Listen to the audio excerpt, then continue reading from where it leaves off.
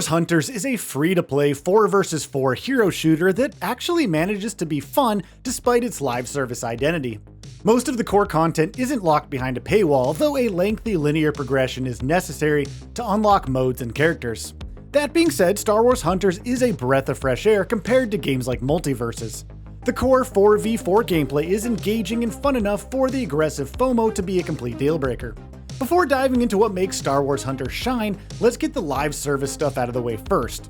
Star Wars Hunters features its own in-game currency, season passes, and an aggressive shop with exclusive cosmetics. That being said, you can enjoy this game without paying a single penny, though unlocking characters and gear can be somewhat of a chore for those who want multiple characters out of the gate. Characters are unlocked one at a time with Hunter tokens, which are rewarded based on how well you perform in the game's matches. Now, I'm unlocking an average of one character per 40 minutes, which isn't the worst force grind I've seen in modern live service games. Of course, each character can also be bought immediately at 1,000 crystals each. Crystals are the game's store currency, usually only obtainable using real money out of your wallet. Leveling up your character's abilities and gaining XP can be done without paying anything, albeit at a slower rate than paying.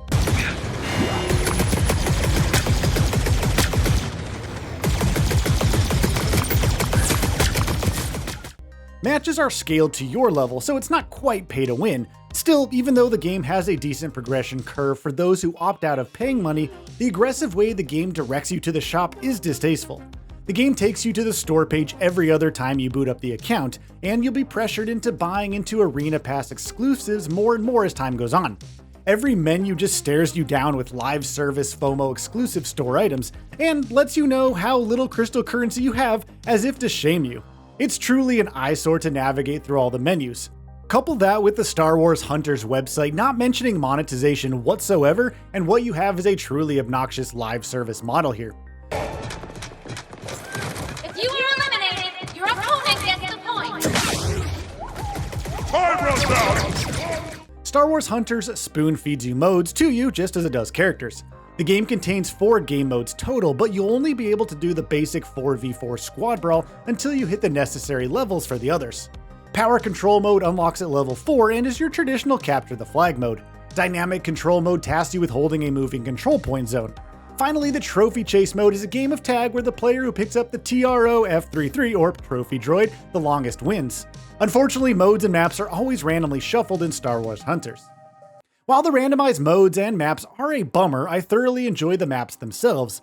Levels have fun gimmicks to them, like the upper and lower canopies provided strategic position in the Ewok village. The Star Wars tone is wonderfully executed throughout the game, with plenty of fan service for prequel and original trilogy fans alike.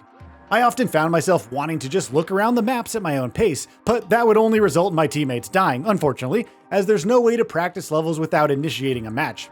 The environmental designs boast lots of little details befitting of their in-universe locale, making me yearn for the ability to select each map freely to explore at my own leisure. Likewise, there's some cool character lore written in costume descriptions and quest progression diaries. Quests are basically just like achievement tracking screens, but they provide some extra personality with the occasional character quotes. Star Wars Hunters provides classic Star Wars charm with its expressive characters and well-designed maps brimming with fan service. I just wish it gave me more ways to enjoy them. By far the most impressive aspect of Star Wars Hunters are the smooth, intuitive controls. I had worries that the shooting would lack precision due to the game's development as a mobile title, but that worry was quickly thrown in the bin as I took my first shots in the tutorial.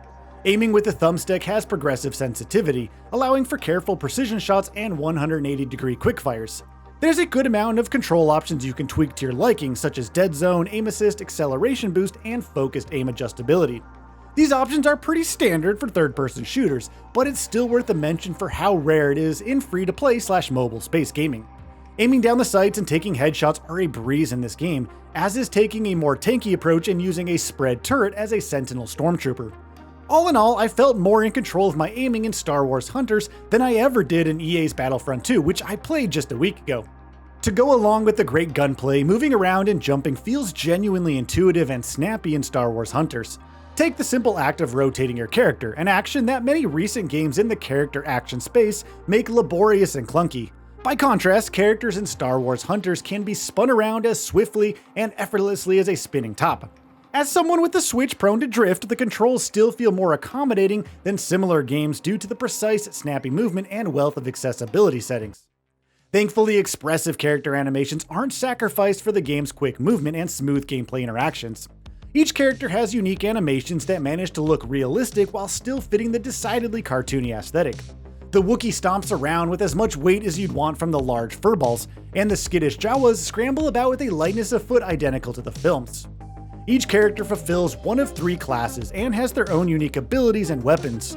Larger characters like the Wookiee and Stormtrooper are your tanks, while the Jawa and Field Medic tank on the support role. Likewise, Jedi and Bounty Hunters perfectly fit the damage class. Each character has a basic attack, 3 to 4 unique abilities, and a finisher.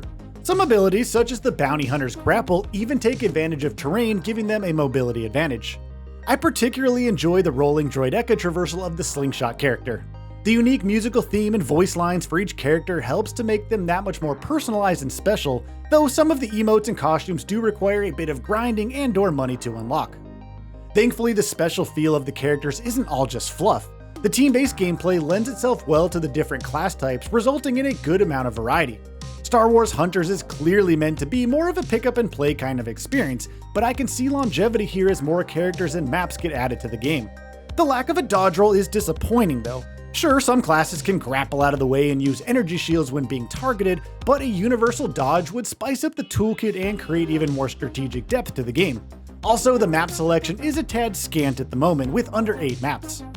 Star Wars Hunters may not have the most groundbreaking systems and next-gen graphics, but the quick 4v4 matches are genuinely fun and engaging. Its combat is smoother than EA's Battlefront 2 and can still be thoroughly enjoyed without paying a single penny. I just lament the aggressive monetization in the menus and the scant amount of maps and lack of any kind of campaign. Time for some fun. Now for the coup de grace. Time for some fireworks. Star Wars Hunters fulfills its niche in the hero shooter market as a fun and easy to control love letter to the popular sci-fi franchise, even if it's a bit shallow in content at the moment.